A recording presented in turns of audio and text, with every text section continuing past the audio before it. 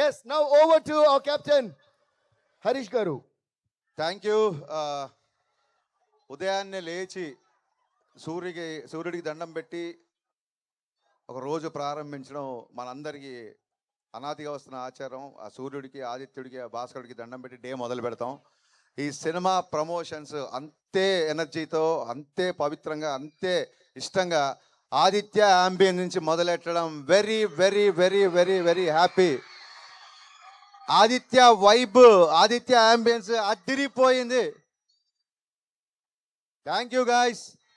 మీ college అయిపోయిన తర్వాత కాసేపే ఉంటారు అంటే మేము చాలా ఎర్లీగా స్టార్ట్ చేసి వచ్చాం. Actually thank you sir ji. 6:30కి ముహూర్తం అనుకున్నాం. మా ముహూర్తం పెట్టిన అఖిల్ ఇక్కడే ఉన్నాడు.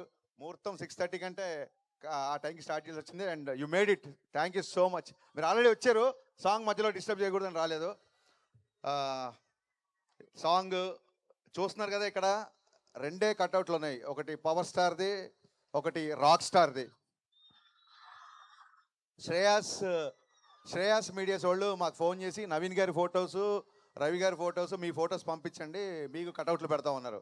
అంటే నేను క్లియర్గా చెప్పా, అక్కడ ఓన్లీ పవర్ స్టార్ కట్అవుట్ ఉండాలి, రాక్ స్టార్ కట్అవుట్ ఉండాలి అని చెప్పాను. అంటే దేవిశ్రీ ప్రసాద్ గారికి ఎప్పుడో కానీ, దేవిశ్రీ ప్రసాద్ గారికి మా గౌరవం, మా ప్రేమ చూపించుకునే అవకాశం ఎప్పుడో కానీ రాదు.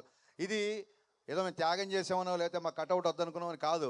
ఇలాంటి చిన్న చిన్న విషయాల్లో మా గ్రాటిట్యూడ్, మా రెస్పెక్ట్ డిఎస్పీకి చూపించడానికి మాత్రమే, ఇంకెవరికి కట్అవుట్ ఇక్కడ పెట్టలేదు. ఆయన నా సినిమాకి మ్యూజిక్ చేశాడనో లేకపోతే ఆయన స్టేజ్ మీద ఉన్నాడని చెప్పట్లేదు. ఆయన ఆనందం సినిమా చేస్తున్నప్పుడు నేను అసిస్టెంట్ డైరెక్టర్ కూడా కాదు.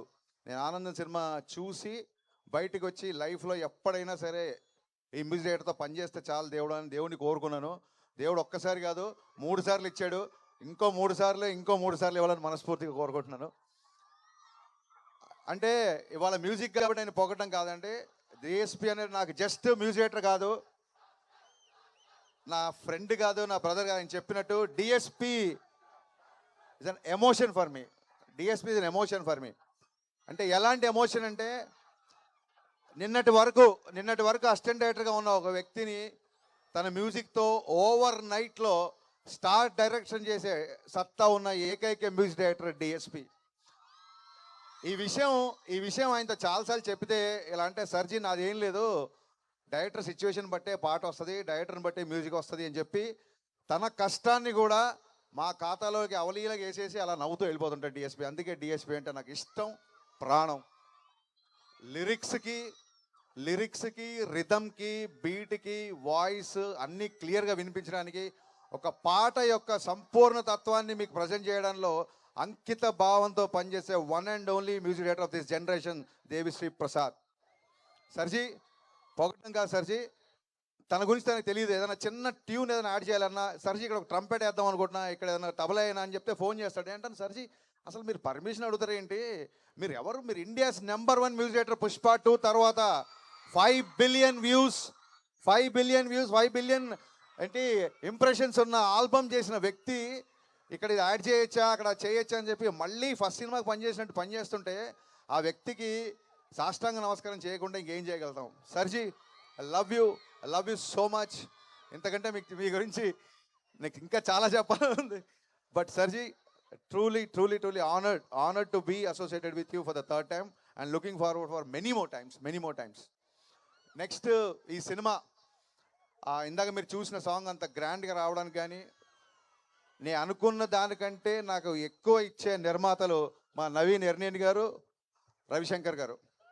నిజంగా చెప్తానండి, వాళ్ళిద్దరు లేకపోతే ఈ సినిమా లేదు, నేను లేను. పాండమిక్లో నేను ఆ టాపిక్ మళ్ళీ వస్తాను. వీళ్ళిద్దరి సపోర్ట్ ఎంతగా ఉంటుందంటే, ఏదైనా చేద్దాము అంటే ఎంత అవుద్దండి అని అంటారు తప్ప అంతెందుకు అవుద్దండి అని ఏ రోజు అనలేదు. ఒక ఫ్యామిలీలో అమ్మ గారాబం చేస్తే నాన్న స్ట్రిక్ట్గా ఉంటాడు, నాన్న గారాబం చేస్తే అమ్మ స్ట్రిక్ట్గా ఉంటుంది. అప్పుడే ఆ ఫ్యామిలీ, ఆ కుటుంబం బ్యాలెన్స్గా ఉంటుంది. అలాగా నవీన్ గారు డైరెక్టర్స్ అందరినీ ప్యాంపర్ చేస్తుంటారు, మా రవి గారు ఫాదర్ లాగా చాలా స్ట్రిక్ట్గా ఉంటారు. బట్ అలాగని చెప్పి ఎవరిని వదలరు, మాతో ట్రావెల్ అవుతుంటారు. ఇవాళ ఈ ప్రోగ్రామ్ మొత్తం బ్యాక్ ఎండ్లో ఉండి అంతా ఆయన అబ్జర్వేషన్లో జరుగుతుంది. రవి గారు ఇక్కడ ఉంటే ఇంకా బాగుండేది. వాళ్ళిద్దరూ అంత బ్యాలెన్స్డ్గా ఉన్నారు కాబట్టే రంగస్థలాలు కొట్టినా, పుష్పాలు కొట్టినా ఏ రోజు ఒక మాట ఎక్కువ మాట్లాడలేదు. అలాగే 1-2 సినిమాలు డిసప్పాయింట్ చేసి ఫ్లాపులు వచ్చినా ఏ రోజు ధైర్యాన్ని కోల్పోలేదు. అంత ప్రెజెన్స్ ఆఫ్ మైండ్, అంత స్థితప్రజ్ఞత ఉంది కాబట్టే మైత్రి సంస్థ ఇవాళ ఇండియాలోనే నెంబర్ 1 ప్రొడక్షన్ హౌస్గా నిలబడింది. సార్ నవీన్ గారు, మీ బ్యానర్లో పనిచేయడం నాకే కాదు ఏ డైరెక్టర్కైనా మైత్రి మూవీస్లో పనిచేయడం అనేది ఒక వరం. ఇలాంటి ప్రొడ్యూసర్లు దొరకడం అనేది నిజంగా అదృష్టం. ఇది మనస్ఫూర్తిగా పూజ సుకృతం అని చెప్తున్నాను. ఇంత సపోర్ట్ చేసే ప్రొడ్యూసర్లను ఎప్పుడు చూడలేదు. ఎందుకు ఇంత చెప్పాల్సి వస్తుందంటే, ఒక విషయం చెప్పాలి మీకు. ఇది కన్ఫెషన్ అనుకోండి లేదా క్లారిటీ అనుకోండి.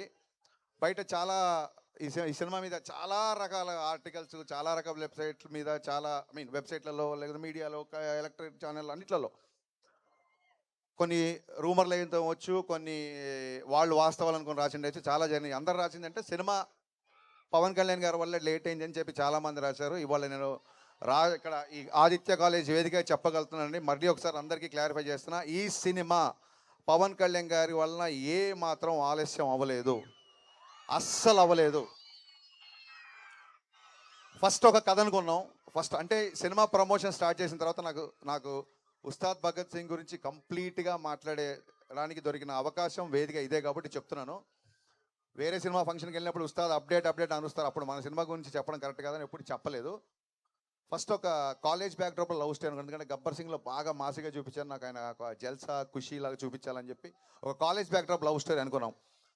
సినిమా అనౌన్స్ కాడి నుంచి ఎక్కడికి వెళ్ళినా సరే, అన్న ఇంకో గబ్బర్ సింగ్ ఎప్పుడు అని చెప్పి సోషల్ మీడియాలో అవ్వచ్చు, బయట అవ్వచ్చు, సినిమా లవర్స్ అవ్వచ్చు, ఫ్యాన్స్ అవ్వచ్చు, అరే వీళ్ళు ఇంకా ఎక్కువ అదే మాస్, అదే ఒక ఫుల్ టు ఎంటర్టైన్ ఎక్స్పెక్ట్ చేస్తున్నారు. ఎక్కడో మేము అనుకున్న కదా కొంచెం క్లాస్ అవుతుంది అని చెప్పి ఆ తర్వాత ఐడియా డ్రాప్ చేద్దాము, ఇంకో థాట్కి వెళ్దామా అన్న ఒక సందిగ్ధంలో ఉన్నప్పుడు ఆ పాండమిక్లో నేను చాలా మెంటల్ డిప్రెషన్కి వెళ్ళిపోయాను. నా మెంటల్ హెల్త్ కూడా చాలా దెబ్బతిన్నప్పుడు.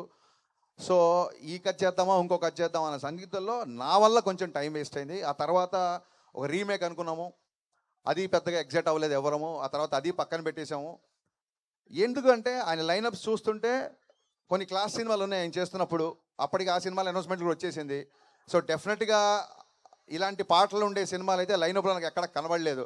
సో డెఫినెట్గా మళ్ళీ ఫ్యాన్స్ అందరూ మళ్ళీ చూసే సినిమా చేయాలి, కొంచెం లేట్ అయినా పర్లేదని చెప్పి మళ్ళీ మా టీం అందరం వర్క్ చేసి కళ్యాణ్ గారికి మళ్ళీ అనుకుని చెప్పిన తర్వాత అందరూ ఎగ్జైట్ అయిన కంటెంట్తో షూటింగ్ వెళ్ళేసరికి ప్రకృతి సహకరించి, మరి గ్రహాలు తోడున ఏంటో తెలియదు, ఇట్స్ నేచర్ తీసుకున్న టైం, అది సహజ సిద్ధంగా ఆ ప్రక్రియ ఇలా జరిగిపోయింది. ఇన్ఫ్యాక్ట్ పవన్ కళ్యాణ్ గారి వల్ల షూటింగ్ చాలా ఫాస్ట్గా అయిపోయింది. ఆయన మమ్మల్ని ఊపిరి ఆడనివ్వకుండా షూటింగ్ చేశారు. అందుకే అంత ఫాస్ట్గా షూటింగ్ అయిపోయిందని చెప్పి వీడియో రిలీజ్ చేసాం. అంటే పొద్దున్నే క్యాబినెట్ మీటింగ్కి వెళ్ళేవాళ్ళు, సరే సార్ విజయవాడకి వెళ్ళిపోయారు కదా, ఇంకే వాళ్ళ షూటింగ్ ఉండాలంటే రేపు వెళ్ళి వేరే ప్లాన్ చేద్దామంటే సడన్గా సార్ బయలుదేరారు, నైట్ షూట్ చేస్తారని చెప్పి సార్ వాళ్ళ టీం ఫోన్ చేసేవాళ్ళం. ఇమ్మీడియట్గా మేము నైట్ షూటింగ్ ప్లాన్ చేసేవాళ్ళం. అంటే పొద్దునంతా క్యాబినెట్ మీటింగ్ అటెండ్ అయ్యి ఆయన నైట్ ఫ్లైట్కి హైదరాబాద్ వచ్చి మళ్ళీ మార్నింగ్ 3-4 వరకు పనిచేసి జస్ట్ ఇంటికి వెళ్ళి షవర్ చేసి మళ్ళీ ఆయన మంగళగిరి వెళ్ళిపోయిన రోజులు ఉన్నాయి. కొన్నిసార్లు 18 గంటలు 20 గంటలు ఆయన పనిచేసిన సందర్భాలు ఉన్నాయి. ఈ సినిమాకి పవన్ కళ్యాణ్ గారు ప్రాణం పెట్టి పనిచేశారు. మనస్ఫూర్తిగా కళ్యాణ్ గారికి కృతజ్ఞతలు చెప్పుకుంటున్నాను.